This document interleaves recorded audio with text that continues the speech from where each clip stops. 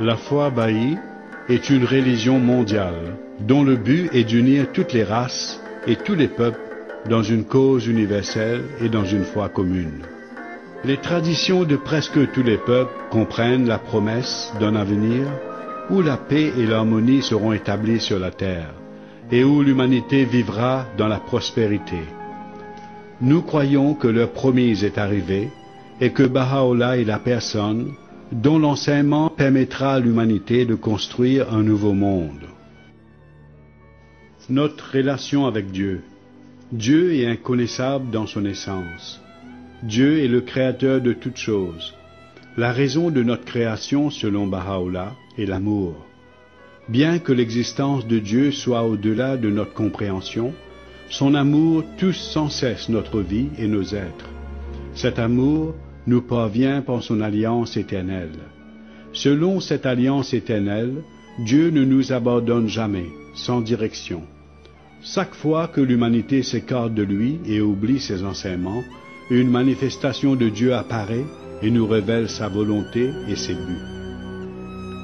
Les manifestations de Dieu sont ces êtres spéciaux qui révèlent à l'humanité la parole et la volonté de Dieu.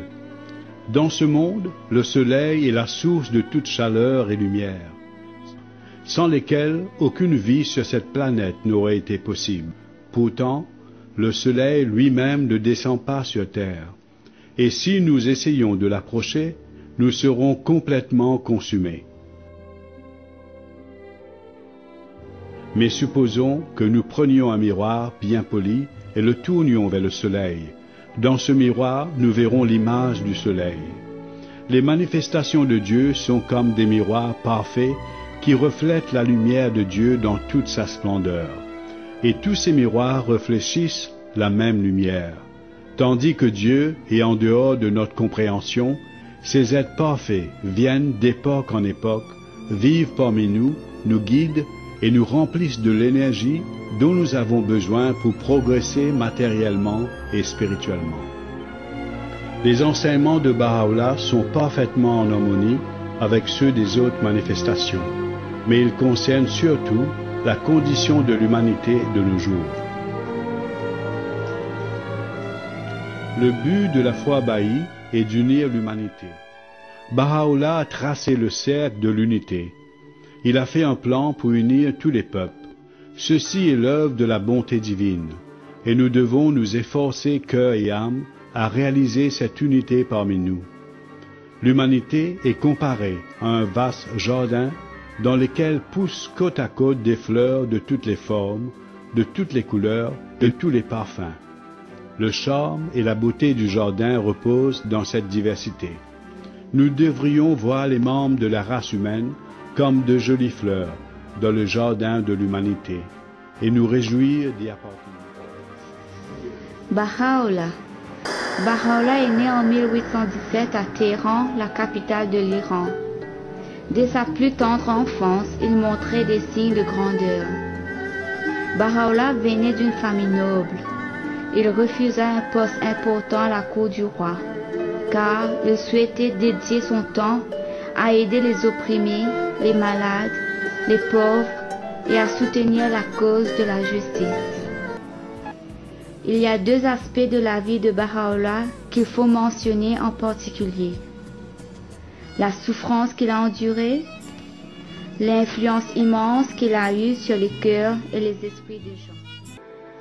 Souffrance de Baha'u'llah.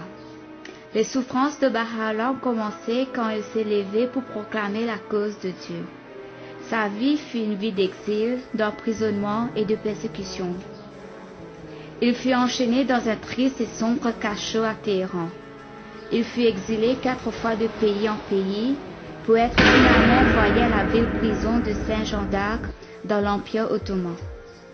Baha'u'llah dit à propos de ses souffrances: celui qui est la beauté ancienne s'est laissé charger des chaînes pour que l'humanité soit libérée de son esclavage et il a accepté d'être emprisonné dans cette puissante forteresse pour que le monde entier parvienne à la vraie liberté.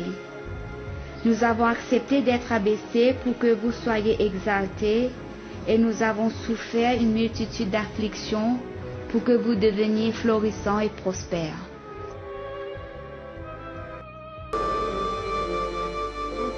des enseignements de Baha'u'llah. Tous les efforts furent entrepris pour s'opposer à Baha'u'llah et à ses enseignements, mais la lumière de la vérité ne s'aime pas facilement. Rien ne pouvait être fait pour empêcher l'influence de Baha'u'llah de grandir.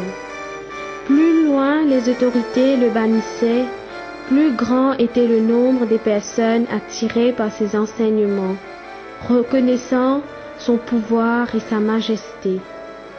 En dépit d'une constante persécution, Baha'u'llah continua de révéler la parole de Dieu pendant plus de 40 ans et apporta tant d'amour et d'énergie spirituelle au monde que la victoire finale de sa cause est certaine. Baha'u'llah décéda en 1892. Son mausolée, que nous considérons comme le lieu le plus saint sur la terre, est situé près de la ville de Saint-Jean d'Arc.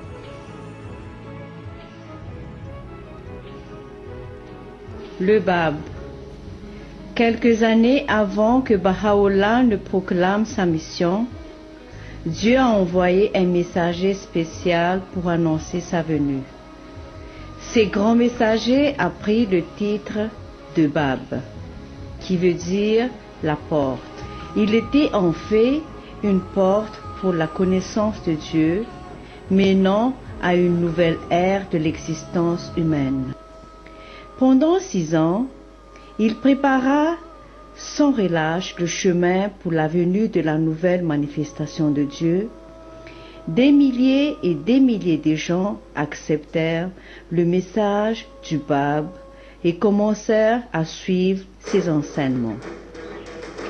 Mais le gouvernement d'Iran et son puissant clergé qui régnait sur les masses s'élèvent contre lui. Ses disciples furent persécutés et beaucoup furent exécutés. Le Bab lui-même tomba martyr à l'âge de 31 ans. Fusillé sur les ordres du gouvernement par un régiment de soldats qui le suspendit dans une place publique et ouvrit le feu sur lui.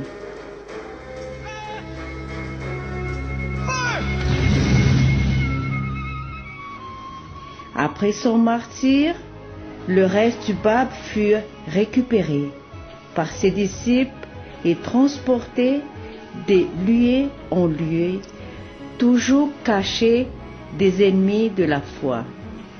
Ils furent finalement transférés au mont Carmel, en Terre Sainte.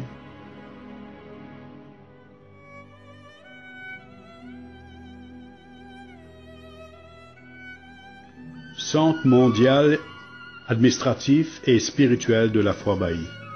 Le Centre mondial administratif et spirituel de la foi Baha'i se trouve à Haïfa et à Saint-Jean d'Acre.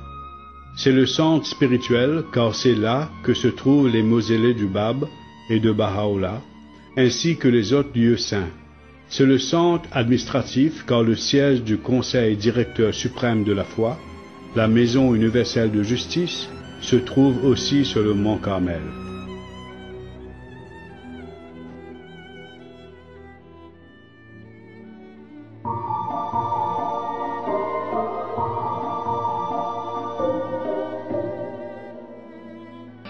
Alliance de Baha'u'llah.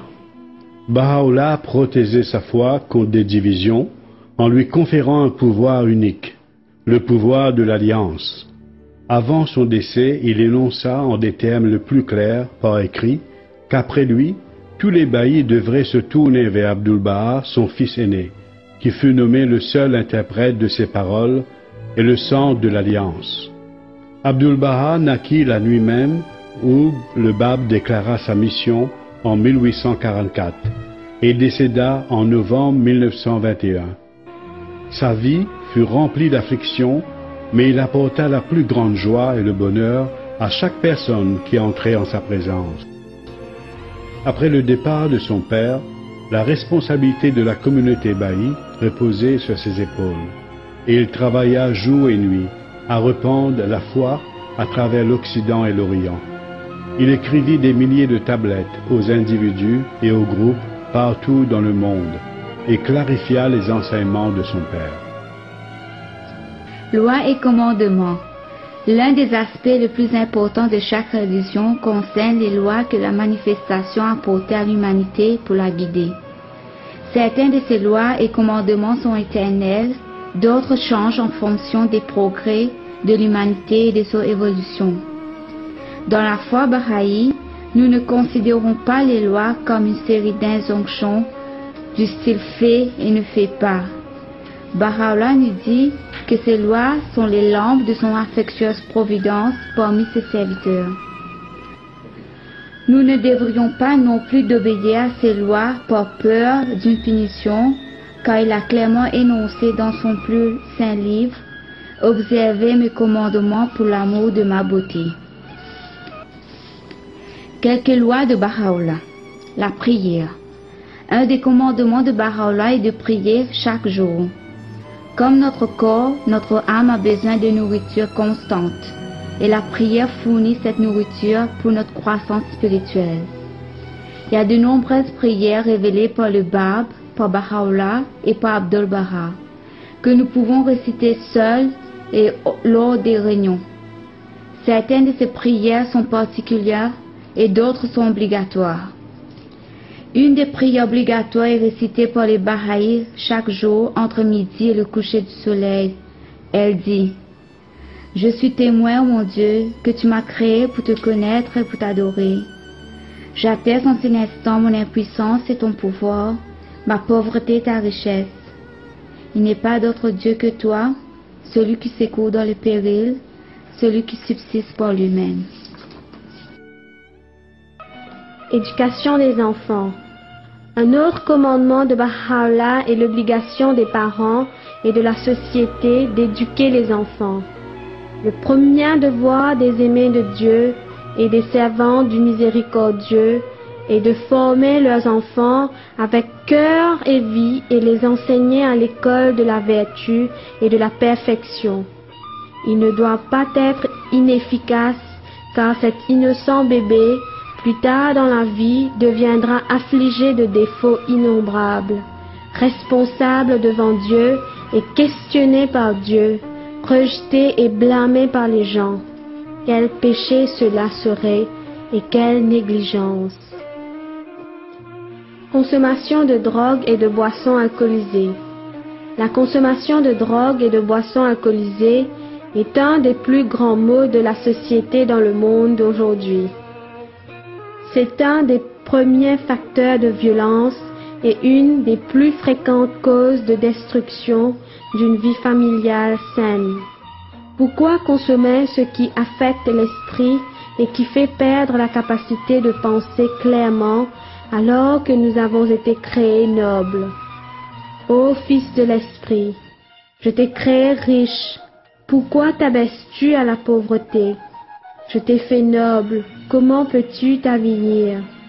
De l'essence du savoir, je t'ai conféré la vie. Pourquoi cherches-tu la lumière auprès d'un autre? De l'argile de l'amour, je t'ai façonné.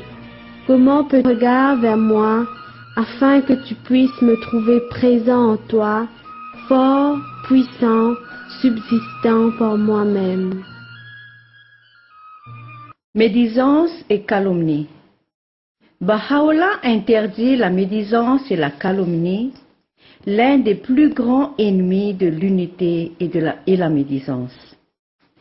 Parler des défauts des autres en leur absence est devenu malheureusement une pratique établie chez une grande majorité de l'humanité. Chacun semble s'inquiéter des faiblesses des autres, qui grossissent quand elles sont continuellement mentionnées. Abdul-Baha nous dit, si une personne a 10 défauts et une seule qualité, nous ne devons regarder que cette qualité. N'écoute pas le mal et ne vois pas le mal.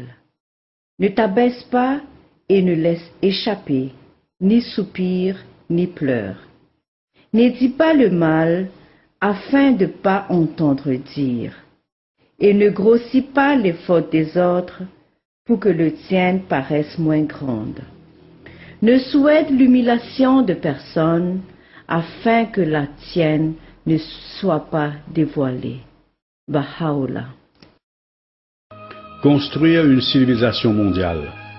La foi Baha'i est une religion et non pas juste un ensemble de beaux principes. En fait, la foi Baha'i est une religion organisée dont le but n'est rien de moins que l'unification de la race humaine entière. De ce fait, le travail des Baha'is est la construction d'une civilisation mondiale. 3 acteurs participent à cette œuvre, chacun ayant un rôle très important. L'individu, la communauté, les institutions. L'individu, le premier acteur, c'est le croyant individuellement.